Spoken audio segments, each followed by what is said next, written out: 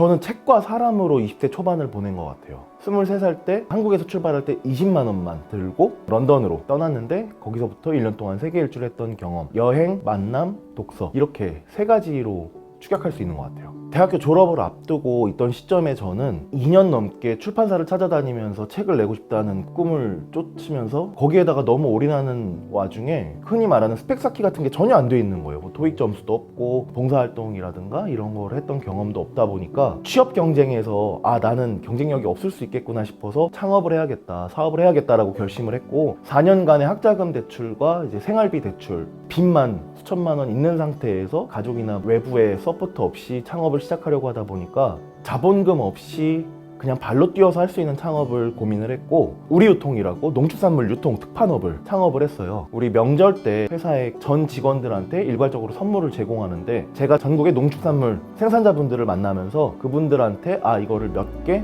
계약을 하고 싶습니다 해가지고 계약을 받아내서 그거를 들고 관공서나 기관, 학교, 회사 같은 곳에 이번 명절에 임직원 선물로 이런 거 어떻습니까 하고 카탈로그로 만들어서 제안하는 일을 했거든요. 그걸 특판이라고 하는데 첫 해에는 당연히 매출이 없었어요. 두 번째 가 됐을 때 1년 동안 세계 일주를 다녀왔던 그 내용을 가지고 냈던 책이 그 사이에 베스트셀러가 됐고 여러 언론 인터뷰라든가 신문 잡지 같은데 제가 소개가 되면서 제가 영업을 하고 찾아갔던 곳의 담당자분들이 이거 책 서점에서 봤다, 방송에서 당신 인터뷰하는 거 봤다, 궁금한데 한번 티타임 한번 갖자 하면서 이렇게 저를 찾으시기 시작하는 거예요. 그 해의 가을에 첫 매출이 일어났고 특판업의 특성상 한번 좋은 양질의 특산품들을 잘 공급을 하고 나면 사실 바뀌는 일은 그렇게 크게 없거든요. 분량이라든가 배송 오류라든가 이런 게 없게 일을 최대한 깔끔하게 처리를 하다 보니까 잘 자리가 잡혀서 경험 없이 시작했던 첫 창업치고는 매출이 괜찮았어요. 4년, 5년 정도 잘 진행되는 와중에 갑자기 욕심이 생긴 거예요. 이거 너무 생산자분들 좋은 일만 많이 시켜드리는 거 아닌가. 왜냐면 저는 가격 경쟁에서 이기기 위해서 제 마진을 최대한 줄여서 사업을 하고 있었습니다.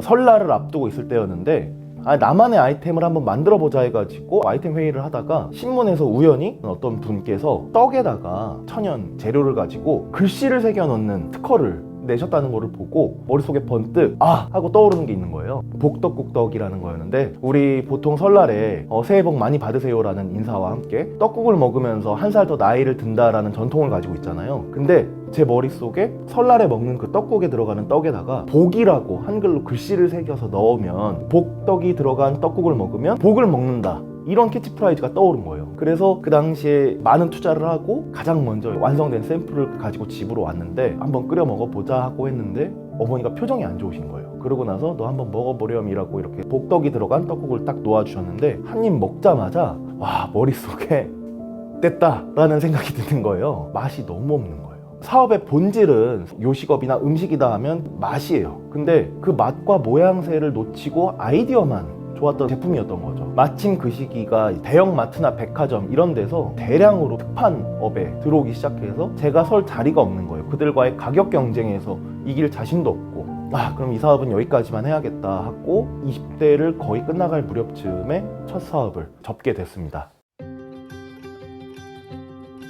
우리통 사업을 그렇게 마무리 짓고 나서 한 계절 정도 고민을 하는 시간을 가진 다음에 2015년 가을쯤에 한국문화 공유 플랫폼을 해야겠다라는 생각을 하게 됐어요. 외국인이 우리나라에 왔을 때 정해져 있는 루트를 따라다니는 패키지 관광이나 여행 루트를 이렇게 다니는 게 아니라 진짜 우리 한국 사람들, 한국 친구들이 겪고 있는 우리의 실제 삶에 함께 녹아들어서 정말 한국을 체험할 수 있는 플랫폼을 만들어 보자라고 생각을 했고 에스크컬처라는 이름으로 그때 사업을 준비했습니다. 당시 저희 플랫폼의 강점은 현지 주민들이 제안하는 문화체험이나 일상체험뿐만 아니라 외국인들이 먼저 나 이런 거를 좀 해보고 싶은데 해줄 수 있는 분 하고 요청할 수 있는 양방향 플랫폼, 이게 저희가 지향하는 사업 아이디어였습니다. 그렇게 공동창업자 친구들 4명이서 같이 사업을 시작했습니다. 사업 아이디어가 굉장히 독특하고 양방향이라는 그 작은 한 끗 차이 덕분에 아이디어의 우수성을 인정받아서 당시에 문화체육관광부에서 융합한류 지원 사업이라는 프로젝트를 같이 수행할 업체들을 모집을 했는데 저희가 그 수천 대 수만 대 1의 경쟁률을 뚫고 파트너사로 선정이 돼서 정부의 프로젝트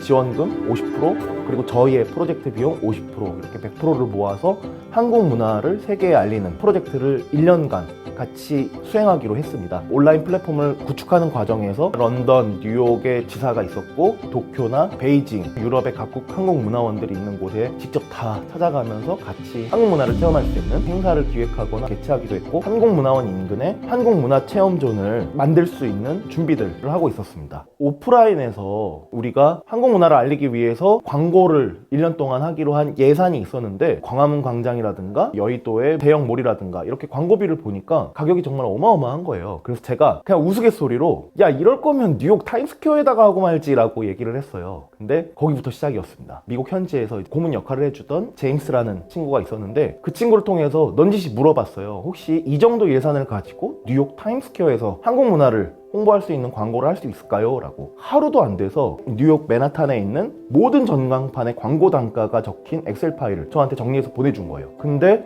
한국에 있는 큰 대형 전광판에 하는 그 가격하고 큰 차이가 안 나는 거예요. 그래 그럼 여기다 해야겠다 하고 뉴욕 타임스퀘어라고 검색을 하면 늘 보이는 사진의 가운데 있는 그 건물의 정중앙에 여기도 가능할까요? 라고 제가 제임스라는 친구한테 물어봤어요. 일주일 정도 뒤에 연락이 왔는데 그 가격에 거기서 해주겠다고 연락이 왔다는 거예요. 대신 조건이 있다. 코카콜라라든가 삼성전자나 LG전자 같은 곳, 아마존 대기업들의 글로벌 상품들을 광고하는 그 공간인데 창업한 지 1년도 안 된 스타트업한테 이 자리에서 광고를 해주는 게 처음이라 대표를 한번 만나보고 싶다라는 조건을 내걸었다고 하더라고요. 그래서 제가 뉴욕으로 광고 에이전시 대표를 만나러 엄청 설레는 마음으로 갔는데 정작 미팅은 어느 작은 카페에서 친구나 지인 만나서 대화하듯이 이루어졌어요. 50대에서 60대 정도 되어 보이는 에블린이라는 대표분이 오셨는데 처음에는 굉장히 자연스러운 대화들, 일상적인 대화를 하다가 갑자기 딱 눈빛이 변하면서 이렇게 질문을 던지는 거예요. 이제 당신네 회사를 소개해 줄 수 있겠습니까? 진짜 열심히 저희 회사의 설립 목표, 지금 운영하고 있는 서비스, 앞으로의 계획까지 설명을 드리고 나니까 먼저 이렇게 얘기를 하는 거예요. 좋아요. 그럼 미리 얘기했던 그 광고비에서 내 재량으로 50%를 더 디스카운트 해주겠습니다 라고 얘기를 하는 거예요. 미팅을 마치고 타임스퀘어까지 같이 걸었어요. 커피를 들고. 그분이 잠깐만요 이러더니 어딘가에 전화를 하는 거예요. 아 뭐 바쁜가 보다 하고 있는데 갑자기 저보고 어깨를 이렇게 툭 치더니 뒤를 한번 돌아보라고. 그래서 제가 이렇게 뒤를 돌아봤는데 맨하탄의 그 많은 전광판 중에 가장 가운데 가장 크게 있는 그 전광판에 우리 회사 홈페이지의 메인 화면이 뜨는 거예요.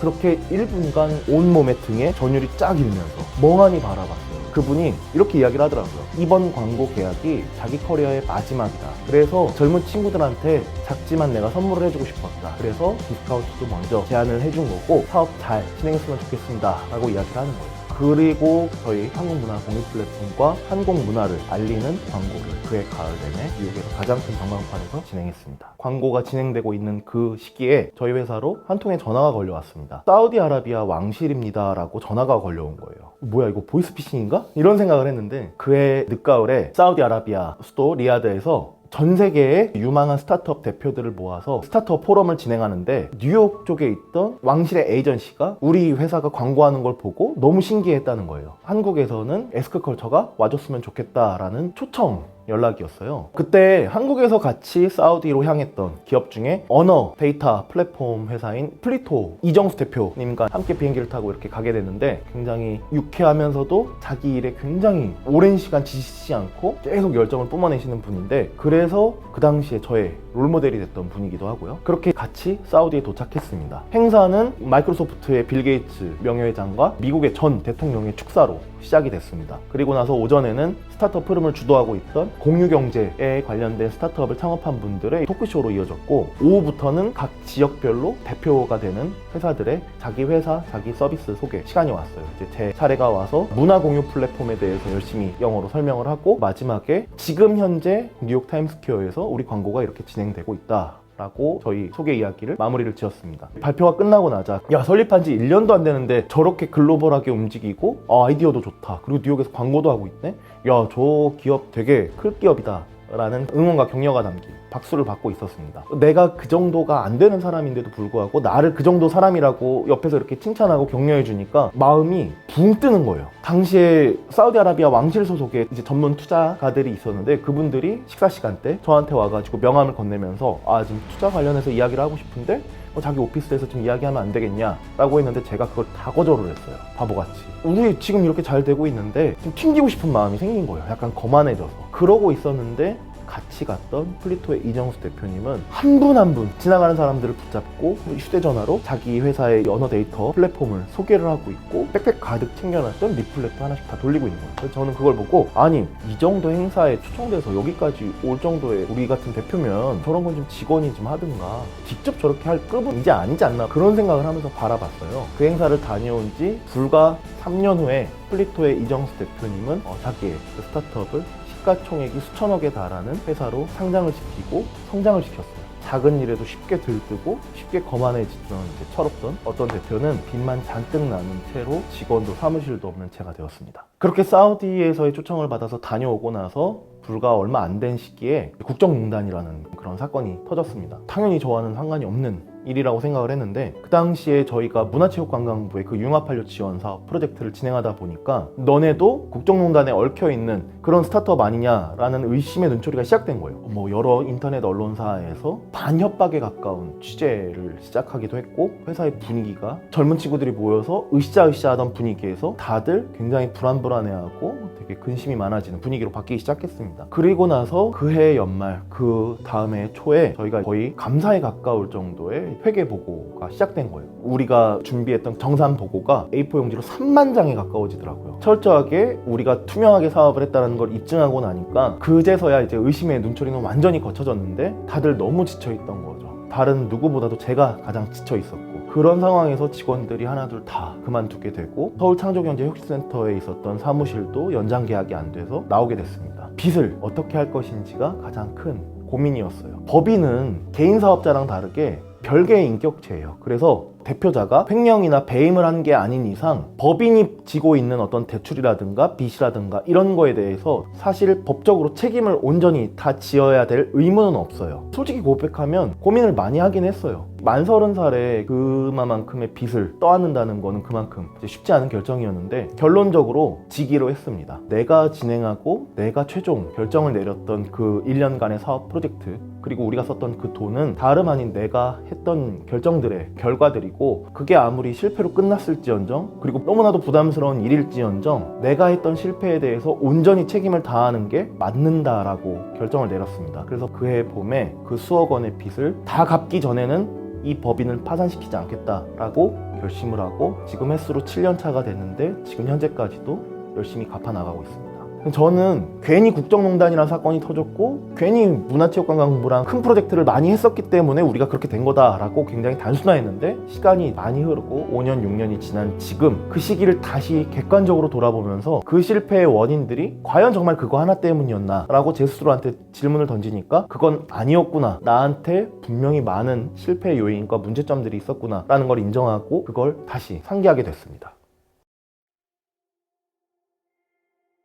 2017년 봄에 만 30살이었던 저는 이제 수억 원의 빚을 안은 채로 새로운 도전을 시작했습니다. 원래는 한국문화체험존으로 저 혼자서라도 이 한국문화 공유 플랫폼을 계속 운영할 생각으로 서울에 있는 어느 한 단독주택을 임대를 해서 그동안 사업을 하고 열심히 이제 일하면서 쟁여놨던 돈을 가지고 리모델링을 했습니다. 공사비가 생각보다 너무 많이 나오니까 수개월 동안 직접 공사를 했어요. 그렇게 공사를 다 끝내갈 즈음에 사우디아라비아에 초청돼서 같이 갔다 왔던 그 대표님들이 한번 놀러 왔어요. 그분들하고 같이 이제 간만에 대화를 나누는 그런 시간을 가졌는데 플리토 대표 형이 갑자기 여기 어떻게 쓸 거야 그래서? 라고 얘기를 해서 저는 제 사무실 겸 문화공유 플랫폼을 실제로 체험할 수 있는 장소로 제공할까 하고 생각하고 있어요 라고 얘기를 했더니 그 형이 근데 그렇게 해도 좋긴 하겠지만 방송 촬영으로 대관해 주는 건 어떠냐라는 이야기를 하는 거예요. 잠깐만 하더니 어디 전화를 하는 거예요. 자기 후배가 SNL 코리아의 메인 PD였는데 그 후배한테 야 너희 야외 촬영하는 거 있으면 내 친한 동생이 이런 공간을 서울에 꾸몄는데 거기 한번 와보는 거 어떠냐라고 이야기를 하더라고요. 그럼 사진 좀 보내주세요 하는 거예요.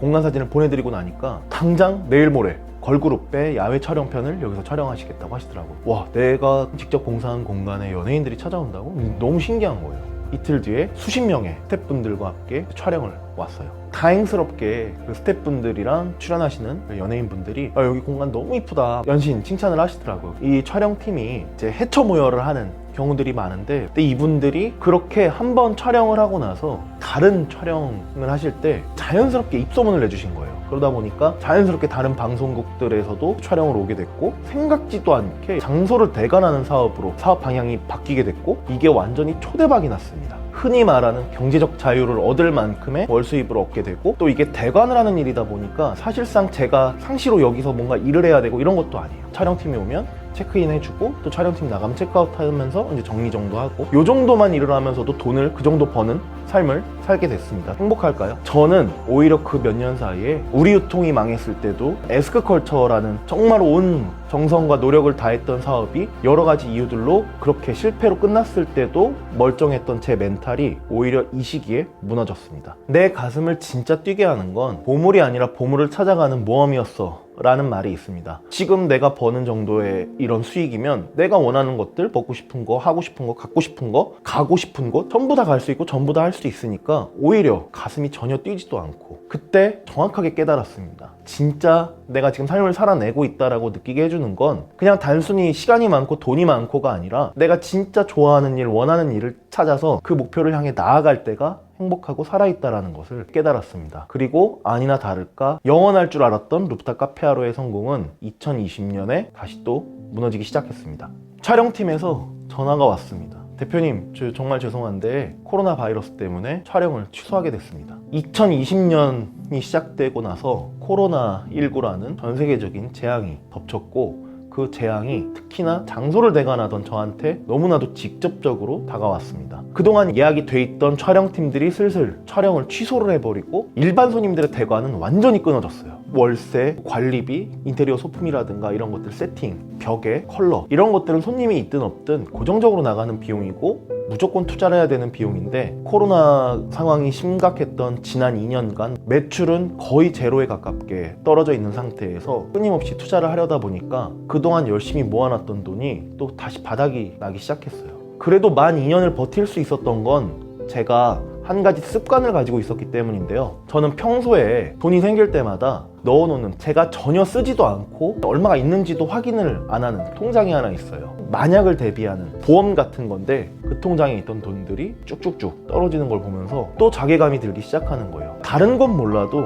코로나19 바이러스의 출현과 확산은 또 이건 내 잘못이 아니잖아요. 그 피해를 온전히 받기 시작하니까 너무 억울한 거예요. 이걸 어떻게 감수하고 감내해야 되나. 시간이 조금 지나고 나서 다시 일상으로 회복하는 그 단계에서 제가 그 시간들을 돌아보고 나니까 그것조차도 저한테도 이 실패의 요인이 있었습니다. 그렇게 시간이 많고 경제적으로 자유에 가까울 정도로 수입이 좋은 그 시기에 제가 전혀 자기 개발을 안 하고 있었다는 사실입니다. 제가 만약에 그 시간에 나를 위한 투자를 하는 시간을 보냈으면 팬데믹의 시대임에도 불구하고 성장하고 성공하는 그들 중에 한 사람이 될 수 있었음에도 그 시간을 그렇게 허투루 흘려보내니까 이 실패가 왔다고 생각합니다. 단순히 팬데믹이 퍼져가지고 영업을 못했으니까 실패한 거야, 난 아무 잘못 없어, 이게 아니라 저한테도 이 실패의 요인이 분명히 존재했었다는 거죠.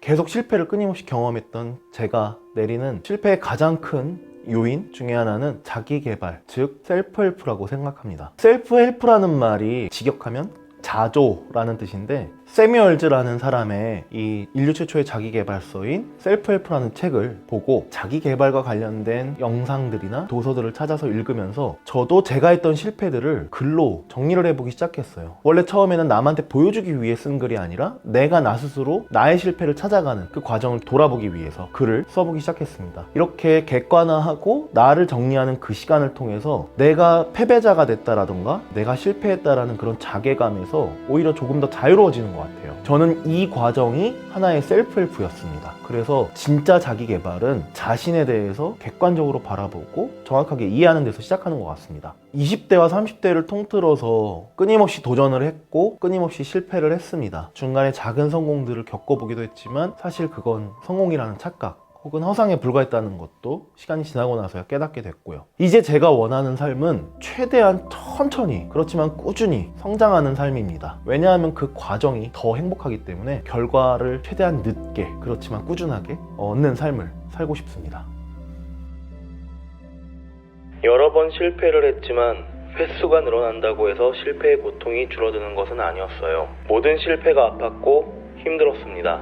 내가 만약 그때 이렇게 했더라면, 내가 만약 그렇게 하지 않았더라면 하는 후회도 해보았고, 이런 일이 일어나지 않았었다면, 이런 일이 일어났었다면 하는 원망도 해보았습니다.